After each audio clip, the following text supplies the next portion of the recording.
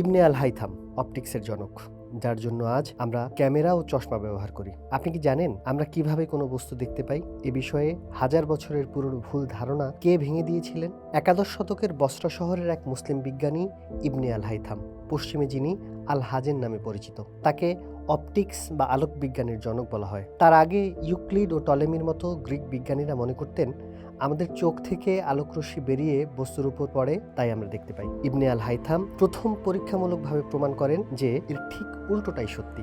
বস্তু থেকে আলো প্রতিফলিত হয়ে আমাদের চোখে প্রবেশ করে, আর তাই আমরা দেখতে পাই। তার বিখ্যাত 7 খণ্ডের বই কিতাব আল মানাজিরে তিনি আলো, প্রতিফলন, প্রতিসরণ এবং দৃষ্টির প্রক্রিয়া নিয়ে বিস্তারিত আলোচনা করেন। তিনি প্রথম পিনহোল ক্যামেরার কার্যকারিতা বৈজ্ঞানিকভাবে ব্যাখ্যা করেন, যা আজকের আধুনিক ক্যামেরার পূর্বসূরি। তিনি লেন্সের ক্ষমতা এবং চোখের অ্যানাটমি নিয়েও গবেষণা করেন, যা চশমা এবং ম্যাগনিফাইং গ্লাস তৈরির ভিত্তি স্থাপন করে।